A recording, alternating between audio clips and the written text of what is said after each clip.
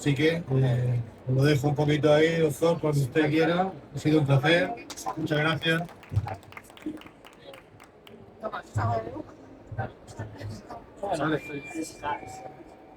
Vale, buenos días a todos, agradecer la presencia de todos ustedes. El día de hoy vamos a ver un poco de la integración a nivel un poquito general, porque eso ya lo estamos manejando nosotros.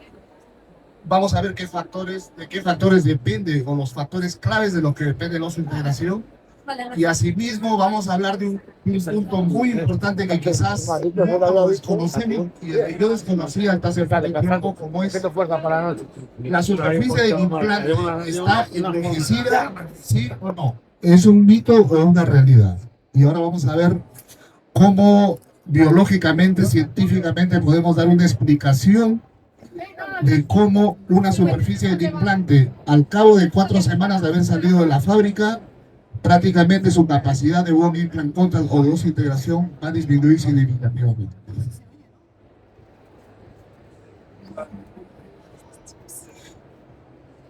Bueno, primero de manera general, la integración se definió hace muchos años como la relación de íntimo contacto entre un implante, prácticamente se consideraba como un ente inerte, con el hueso biológico, ¿no? Era una unión de íntimo contacto sometida a una carga funcional a través del tiempo. Actualmente se relaciona la superficie primaria del implante como una superficie muy activa, una que se lo denomina un ente bioinerte porque es capaz de generar interacción con todo el mecanismo inmunológico del cuerpo y generar lo que se llama ahora esa reacción de rechazo a cuerpo extraño. O sea, el fenómeno de su integración es actualmente considerado dentro de la osteoinmunología con un fenómeno de rechazo a cuerpo extraño. El organismo envuelve al implante con hueso para, eh, para dar esa reacción de cuerpo extraño, ¿no? Lo que tenemos que hacer aquí, de qué manera desempeña el papel inmunológico, el sistema inmunológico en el mecanismo de los implantes, es que los macrófagos son claves para el proceso de integración.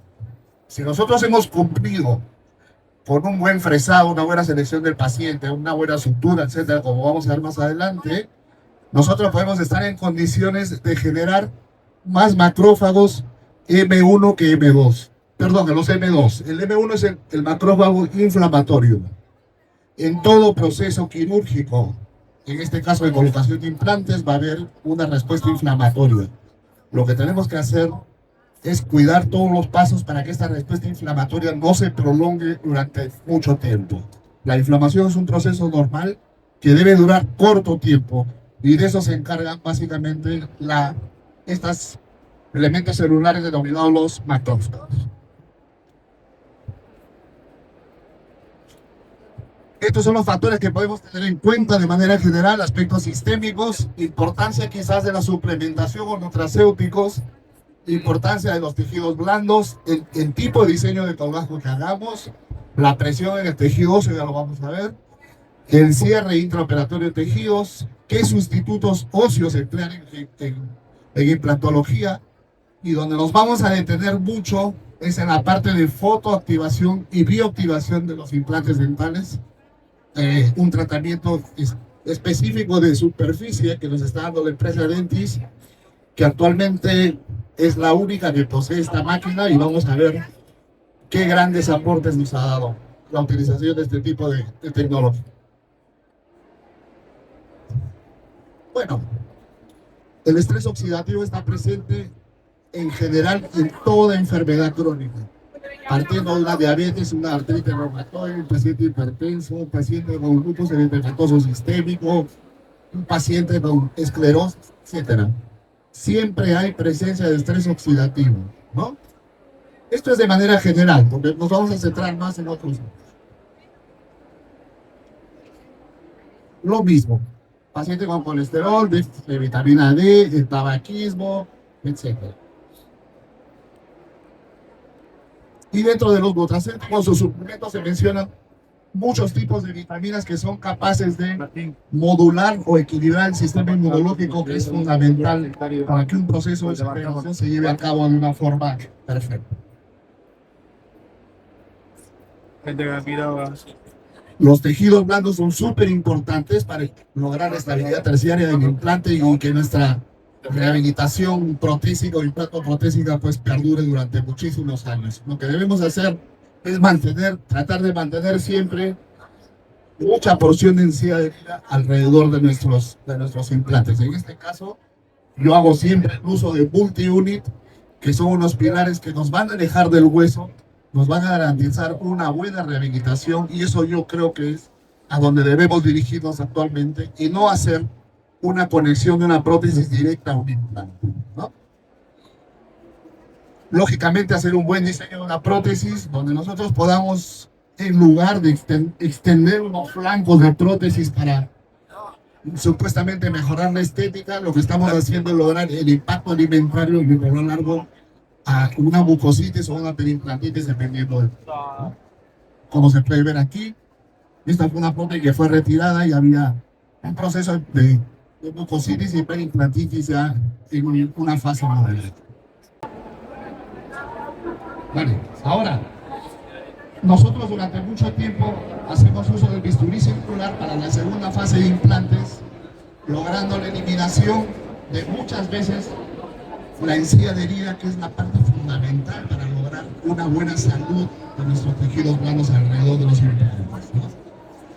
No debemos eliminar más el tejido blando alrededor de los implantes, sino al contrario, debemos tratar de mantener esa encía adherida, porque es la encía que nos va a proteger y nos va a garantizar la salud a muy largo plazo. Entonces, simplemente podemos hacer una incisión semicircular y hacer un desplazamiento de este colgajo hacia vestibular con la colocación de los tapones de cicatrización. Esto es en el caso de que hagamos segundas fases. Yo actualmente ya estoy colocando los implantes, los multi-unit y los tapones el mismo día. Es lo mejor. Porque así ya tenemos un tejido conectivo organizado en el tiempo y no tenemos que volver a atornillar, desatornillar, porque podemos tener algún tipo de lesión sobre los tejidos blandos que son fundamentales.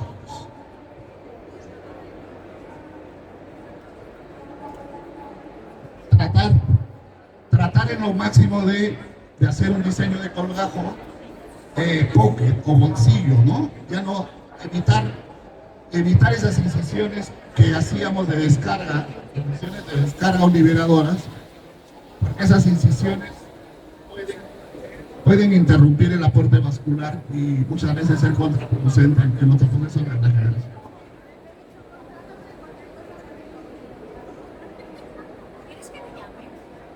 Bueno, la presión en el tejido óseo, solo de manera general, tener en cuenta que hay que tener mucho cuidado, sobre todo en huesos de densidades de 1 de 2, donde el fresado es clave y evitar la presión excesiva del tejido óseo o la compresión excesiva frente a la colocación de un implante en el hueso, ¿no? Los huesos de tipo de 3, de 4, que son huesos superiores, son huesos que soportan mejor la presión del implante, más no un hueso de tipo corticalizado con un hueso tipo de 1 de 2.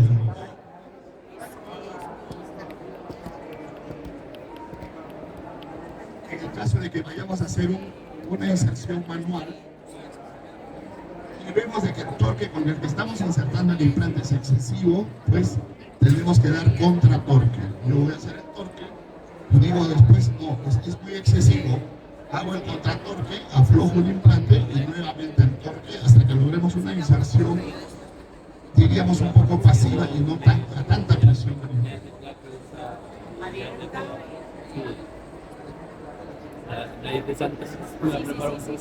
Y esto es importante, el cierre intraoperatorio de los tejidos. Si ustedes se fijan ahí, hicimos incisión de descarga porque fue una cirugía que se hizo hace algún tiempo. Actualmente no, lo único que debemos hacer es tipo bolsillo, y nosotros lo que hacíamos antes para garantizar, extender el tejido blando y logremos cubrir con comodidad el defecto, era que nosotros hacíamos una incisión del periósteo completa para lograr estirarlo, ¿no? Actualmente no lo hagamos esto porque vamos a quitar mucho aporte vascular y el periósteo es el que nutre nuestra zona operativa. Entonces simplemente hagamos, como hemos hecho aquí,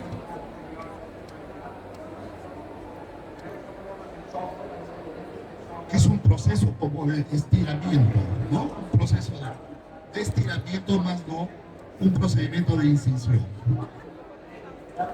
Y lo que posteriormente ustedes tienen que hacer es corroborar de que ustedes tienen un cierre sin presión del tejido, un cierre pasivo del tejido. No procedamos al cierre de la encía en base a un estiramiento con fuerza excesiva.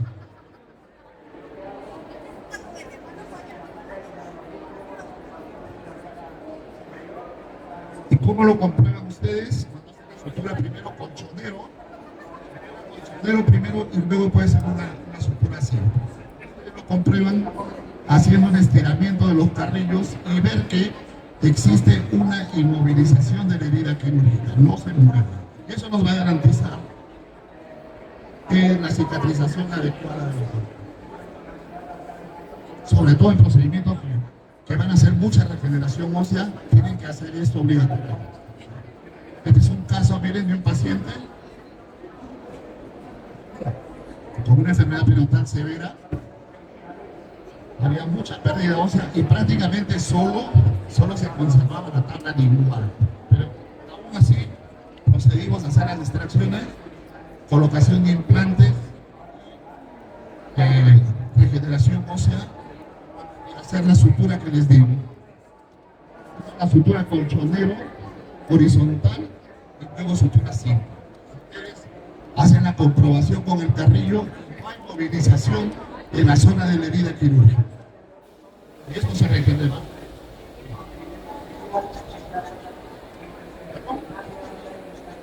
Sí, lo mismo. Sí, hueso mismo. Ahora, esto es algo muy importante. Dice, ¿cuándo retirar la sutura? ¿En qué día lo retiran? La sutura. Una semana. La sutura debe permanecer mínimo un mes y medio. Usando un hilo de sutura adecuado, un monofilamento principalmente, porque tiene la mejor adherencia bacteriana y nos garantiza unas propiedades mecánicas perfectas desde el primero hasta el último día.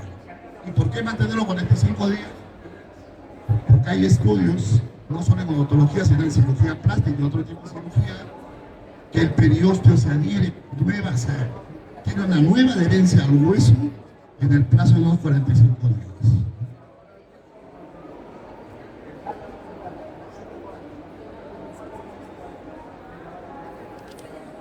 Los sustitutos óseos, lo que siempre hemos hecho y lo que pensamos está bien.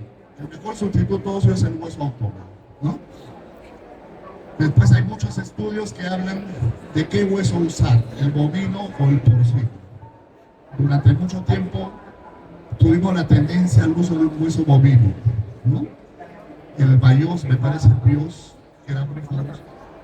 Pero actualmente hay muchos estudios que dicen que el hueso porcino es el hueso más parecido al hueso humano, con una respuesta inmunogénica muy baja y con unas altas tasas de curación, de regeneración ósea muy buenos. Los materiales aloplásticos son simplemente materiales osteoconductivos que a las finales de la respuesta celular y la regeneración ósea no son tan buenas.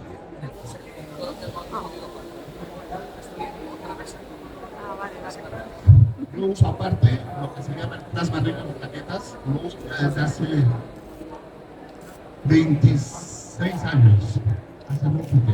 Hay muchos estudios que dicen que es válido, ¿no? Hay mucha contradicción, pero se hizo una revisión de los estudios que decía que la respuesta era cero y se notó que lo que estaba pasando era que el protocolo de aplicación del PRP no era el correcto y que aparte el uso de una centrífuga no adecuada no nos garantiza que obtengamos el PRP de manera perfecta, ¿no?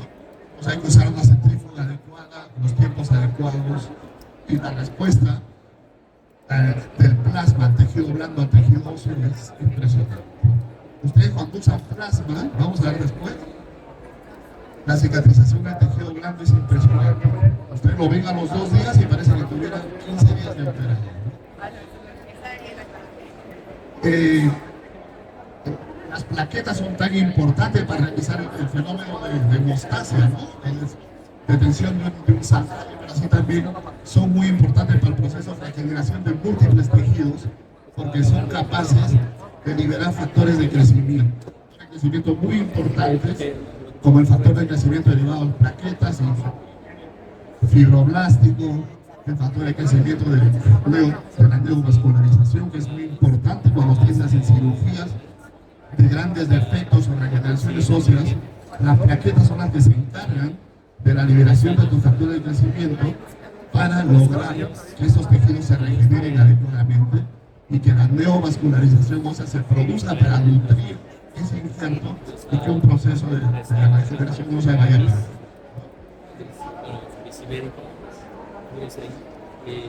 Siempre se usa del centrifugado el tercio inferior, que es el tercio del plasma rico en plaquetas.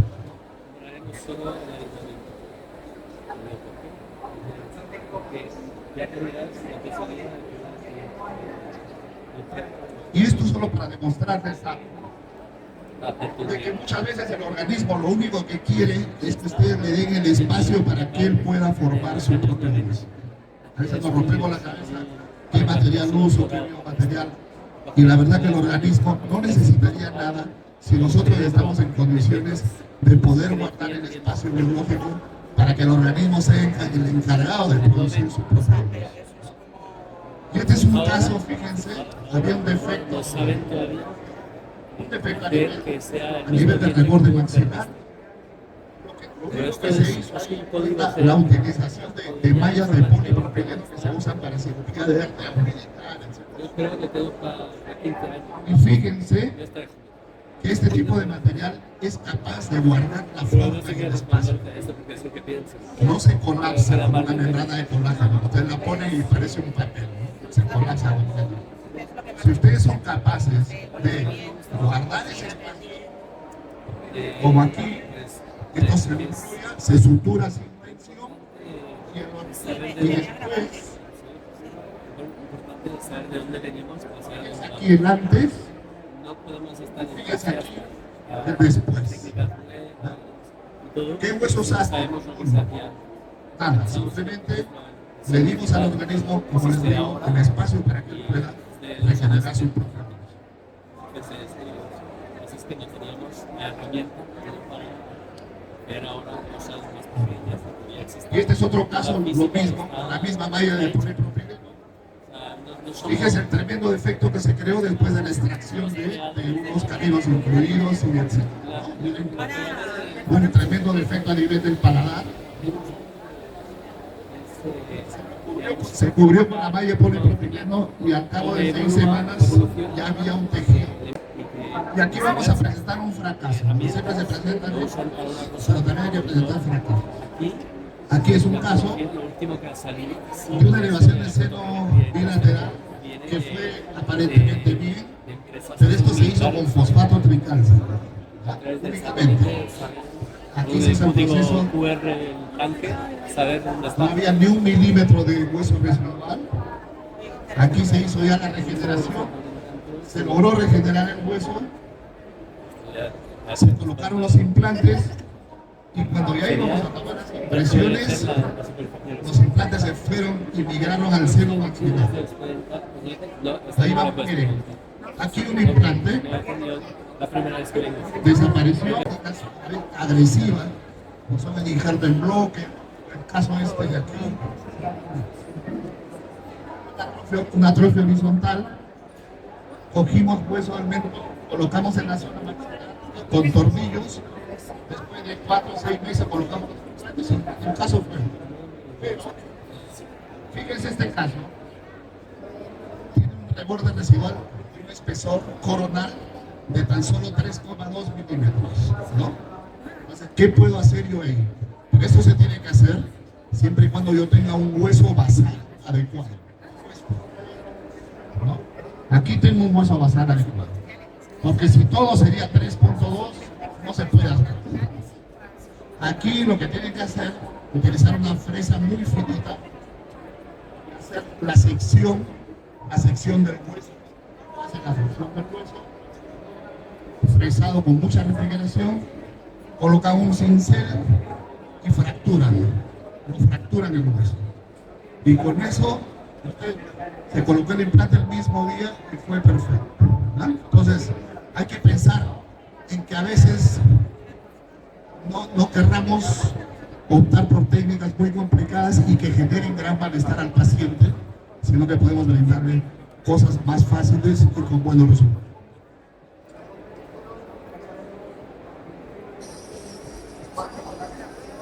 Eso lo hicimos incluso con un bisturí, porque no, en una clínica X no había. ¿Ven? Usted fresa el hueso y aquí lo fracturamos.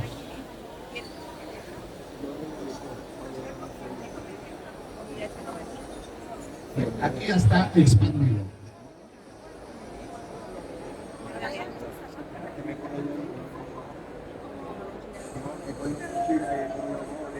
Bueno, este es otro caso.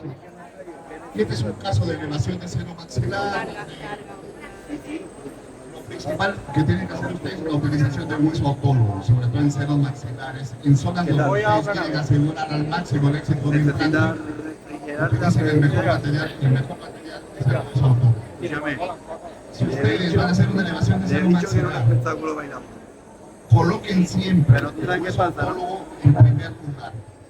Lo que hacíamos antes era mezclar 50-50, 50-40. No. Ahora lo que se hace es hacer un proceso de regeneración ósea estratificado.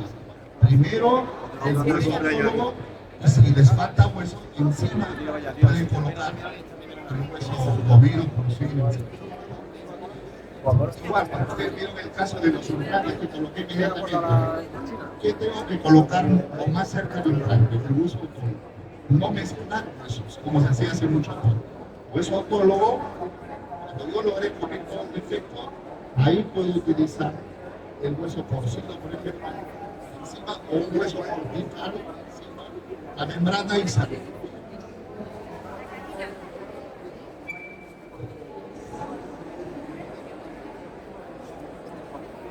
Aquí se colocó primero el hueso autólogo combinado con el plasma rico en plaquetas, bien compactado, tienen que compactarlo bien.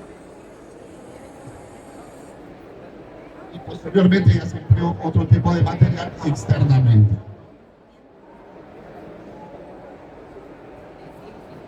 Y se logró de tener 0 milímetros a tener 12,3 milímetros de luz.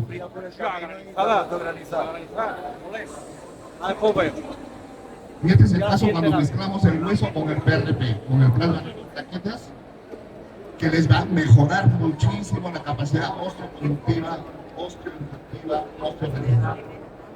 El PRP es muy fácil de utilizar, solo es un poquito de práctica, que ustedes pueden hacer la venopunción y extraer la sangre, pero los resultados muy perfectos.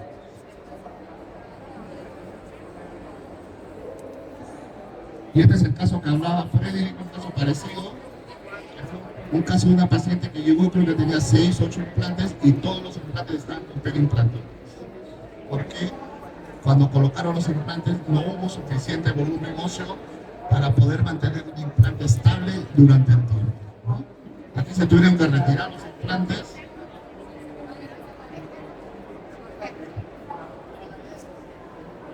Esta es la señora. Imagínense decirle, tengo que retirar todos los implantes y volver a colocar. Y ahí lo mismo, tenía el reborde súper estrecho, se va a fresar, hacer la fractura de la tabla vestibular y la colocación de los implantes.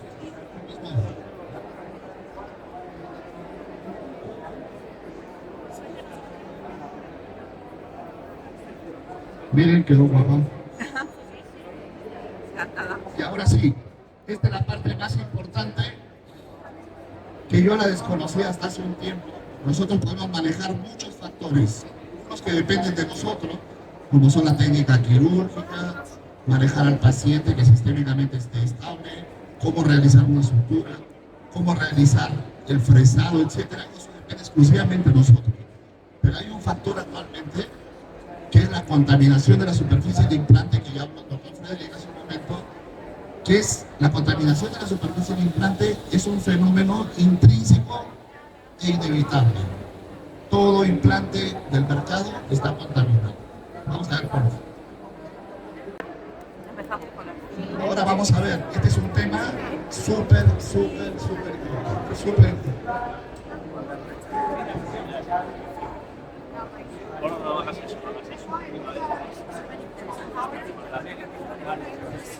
Fíjense, yo lo he definido como la fotobioactivación del implante. Vamos a ver de qué se trata.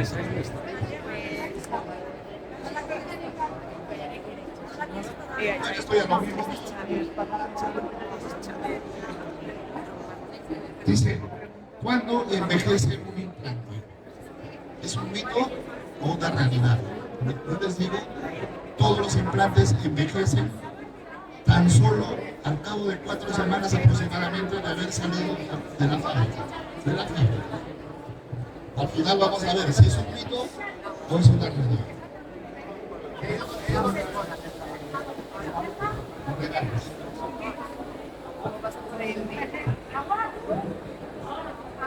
¿De qué se trata la fotobioactivación de la superficie del implante? En primer lugar, Dentis, la empresa Dentis, tiene una máquina basada en la emisión de radiación ultravioleta, donde ustedes van a ver después cómo la utilizamos. Y esta máquina en tan solo 10 segundos es capaz de limpiar la superficie del titanio contaminada con carbón. Vamos a ver cómo se contamina la superficie del implante. Y luego yo lo utilizo, lo complemento con el uso del PRP. Por eso que la denominación es una fotobioactivación de la superficie del implante, que es el complemento de la utilización de esta cámara de luz ultravioleta más la utilización del PRP.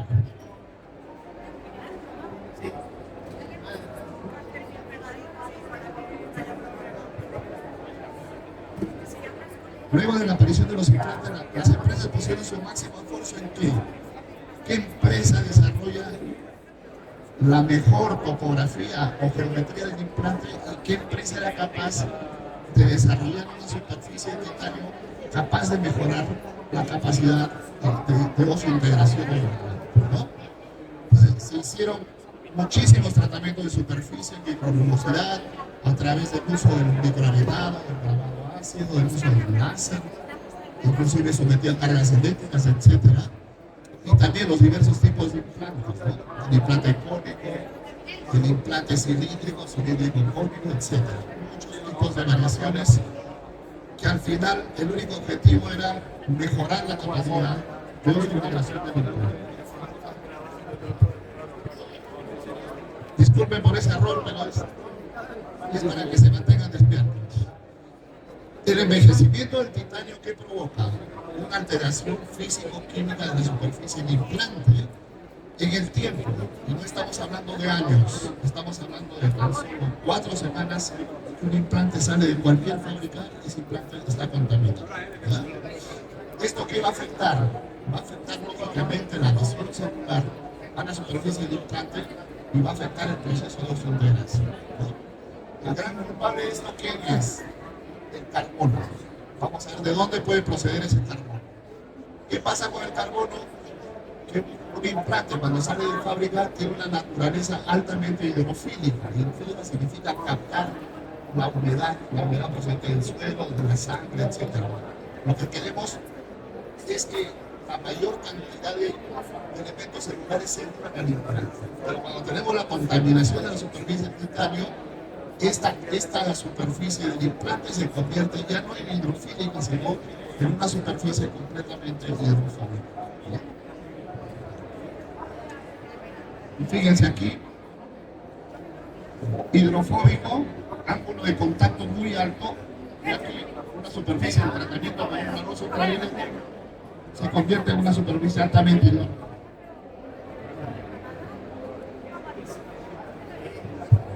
Entonces, ¿de dónde procede esta contaminación? La contaminación procede de todo.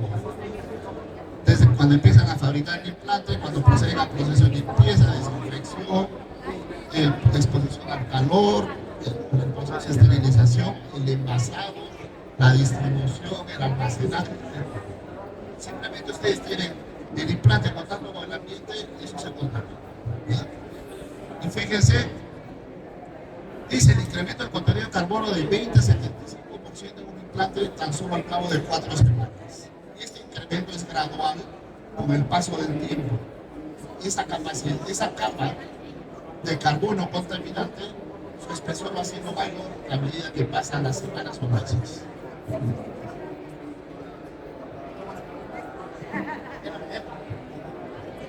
Las pruebas en vivo que dicen que la fuerza biomecánica de desintegración o la fuerza de anclaje del implante al hueso se reduce más de un 50% tan solo al cabo de 4 semanas.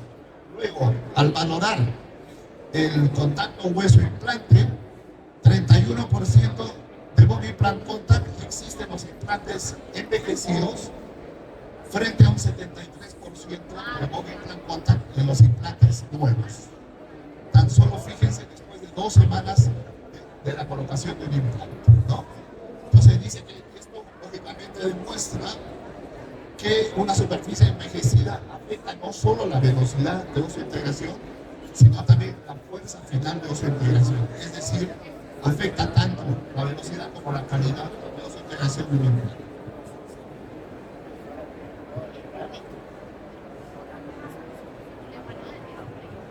Ahí se empieza a utilizar el concepto de fotofuncionalización del implante cuando un implante es sometido a radiación ultravioleta. Muchísimos estudios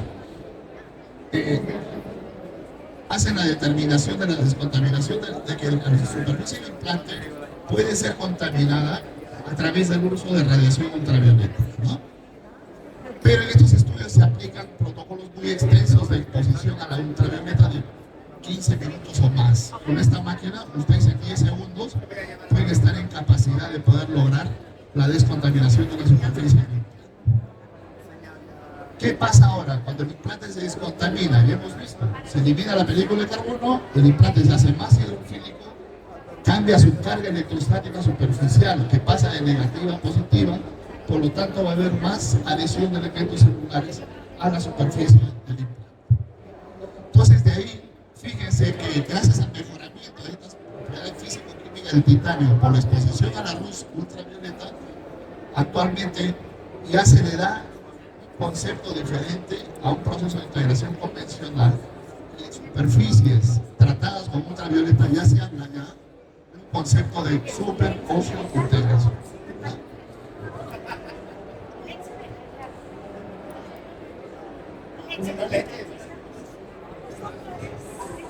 ¿Qué mecanismos? Los mecanismos, como la radiación ultravioleta puede ser capaz de limpiar la superficie del implante, ¿no? Se habla de que la luz ultravioleta es una luz de una onda, de una longitud de onda no tan amplia, pero su característica principal es que es altamente energética, capaz de provocar la ruptura de los enlaces de las partículas de carbono y eliminarlas, ¿no?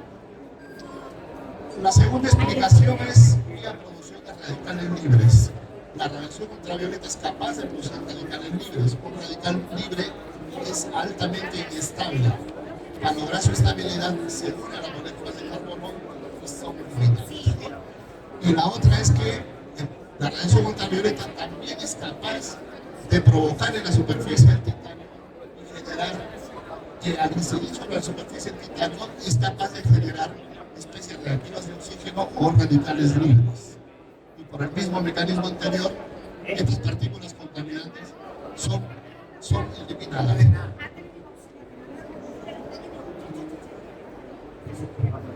El bone implant contact, que es lo fundamental en implantología, y siempre se estudió qué cantidad de hueso está unida al implante luego de la colocación y al cabo de mucho tiempo después de la colocación del implante, ¿no? Entonces se hacen estudios en animales de experimentación, se colocan los implantes, se observa al cabo de diferentes periodos de tiempo qué cantidad de hueso está en contacto con el implante. Los diversos estudios dicen que, imagínense, solo tenemos un contacto de hueso-implante en tan solo el 45, más o menos 16% actualmente, en cualquier implante, ¿no? Unos más que otros, lógicamente. Entonces, ¿por qué no proceder a la utilización de un medio físico como la exposición a radiación ultravioleta y nosotros podamos cambiar estos valores no tan esperanzadores de 40 y algo, más o menos 16, y poder cambiarlos a valores de 98 o casi 100%, ¿no? Fíjense que este valor del 98% para UV frente a un 53% de un implante envejecido tan solo a las 4 semanas de implantación. Otra cosa, en las zonas tratadas con UV no hubo interposición de tejido blando. Lo que queremos en un proceso de integración que solo exista implante hueso, más no interposición de tejido blando, porque eso ya puede generar un problema de pérdida de implante. Hubo solo un 1% de alguna presencia de tejido blando en las superficies tratadas con ultravioleta frente a un 21% en las superficies envejecidas o no tratadas, ¿no? Y lo que queremos hacer con esto es lograr el concepto de osteogénesis de contacto, es decir, que todo el proceso de formación ósea se produzca por células depositadas sobre la superficie del titanio. Cuando la célula, el implante, tiene una buena superficie altamente hidrofílica, las células se depositan directamente en la superficie del titanio y empiezan a generar el hueso hacia la periferia. Lo que no sucede en una superficie contaminada, que se produce a la inversa. Las células no se depositan sobre la superficie del implante, sino que la neoformación ósea se da porque se inicia en el hueso periimplantario. Las células del hueso periimplantario son los que empiezan a reproducirse, a proliferar y a diferenciarse hacia la superficie del implante, y no a la inversa, como es lo ideal, ¿no?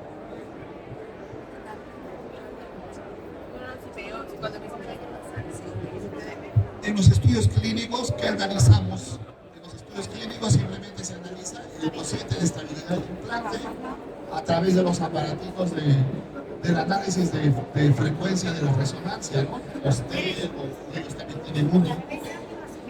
Eso nos va a dar un valor. Yo hago la inserción de un implante el día 0, mido el DSQ, por ejemplo, a 60, ¿no? Lo van evaluando. Al cabo de una semana, 65, al cabo de un mes. Lo ideal es que esto vaya en aumento, ¿no? Que vaya en aumento. Y a la vez que se analiza la velocidad de oso-integración. El índice de velocidad de oso-integración también es muy importante, porque ahí ustedes analizan la diferencia de valores del ISQ conforme pasa el tiempo y lo dividen entre el número de veces. Y eso les va a dar el valor de velocidad de oso-integración de los implantes. Fíjense que el valor de ISQ es de 2 a 8,7 por mes.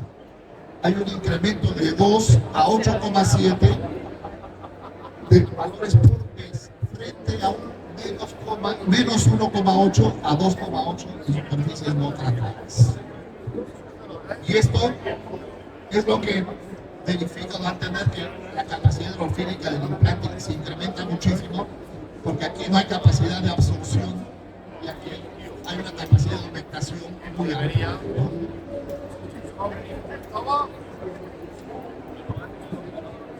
¿En qué casos se deben usar? Se deberían usar en todos los casos, pero más en casos donde yo no tengo suficiente soporte óseo. Si yo tengo un implante post-extracción, ¿en cuántas paredes me estoy apoyando? Quizás en dos, ¿no? En dos, quizás en proximal no tengo un soporte óseo. Entonces, ¿qué es lo que, o en caso de una elevación de seno maxilar donde tengo 4 milímetros de hueso de reborde residual, solo me estoy fijando a 4 milímetros de hueso? Quizás cuando tengo una lesión quística, tumoral o iatrogénica, donde muchas veces nuestro implante va a quedar expuesto, voy a hacer un proceso de regeneración ósea. Entonces ahí es donde con mayor razón yo quiero que la superficie del implante sea lo mejor posible para garantizar ese bone implant total muy alto que me garantiza la estabilidad del implante con el tiempo, ¿no?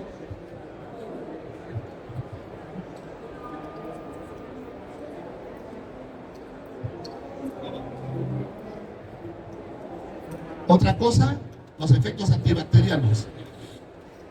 Hemos destacado 1000 bondades. Otra bondad del tratamiento de radiación ultravioleta sobre los implantes es que puede estar en capacidad de tener un efecto bacteriofóbico, es decir, una disminución significativa de la adherencia bacteriana a nivel de los implantes dentales, porque la contaminación por carbono es lo que produce la alta colonización bacteriana de un implante.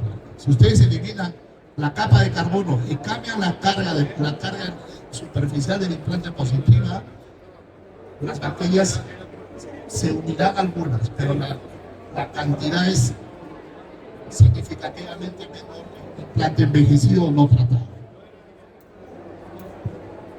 Ya estamos casi. Ya está, fíjense, esto.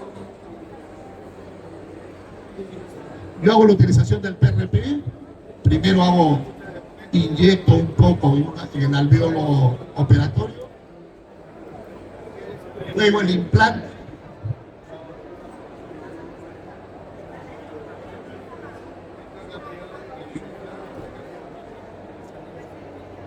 Ahora vamos a ver aquí. La empresa tiene un soporte especial. Ustedes cogen el implante, lo colocan aquí por un proceso automático, un botón. El implante sube y se somete a una cámara de exposición a luz ultravioleta y también a ozono. El ozono es un antibacteriano muy potente. Y luego que ustedes con esta descontaminación están en capacidad de aumentar la capacidad hidrofílica del implante, yo lo sumerjo en el PRP y luego lo coloco. Pero si no utilizamos el PRP, es igual, simplemente descontaminamos el implante y lo vamos a colocar.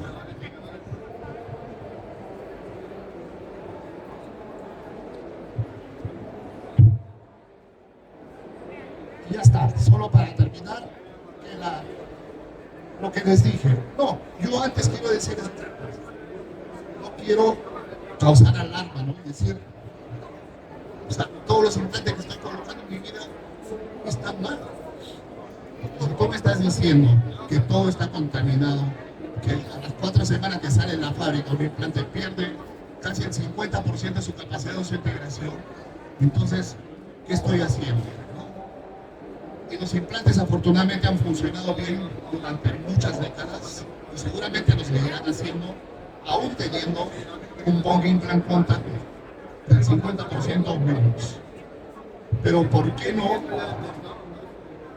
no podemos emplear cosas que nos garanticen a nosotros de que ese bone implant contact puede llegar a un 100%, ¿no? ¿Por qué no hacerlo si estamos en la capacidad de poder?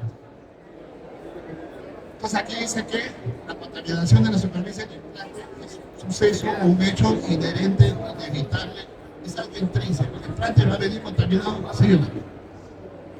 Dice, esto va a afectar sus capacidades, ya vimos sus propiedades físico-químicas y por lo tanto la capacidad hidrofílica que disminuye la energía superficial del tipo. Y lo que, como podemos entender, definitivamente va a comprometer o va a afectar adversamente la capacidad de desintegración de los productos.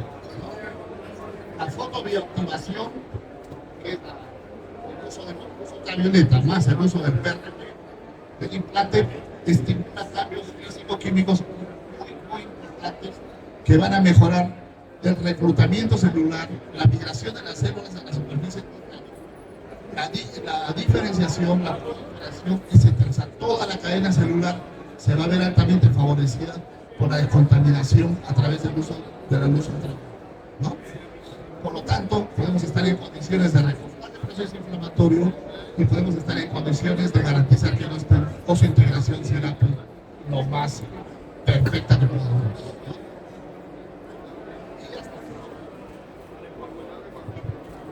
Y solo para terminar, que yo siempre lo pongo porque mi padre me lo dijo hace muchos años, dice, de pequeños arrodillémonos ante los libros para que de viejos no tengamos que hacerlo ante los hombres. Y nosotros que estamos jóvenes, estudiemos, capacitémonos, y tú, con mayor razón. Muchas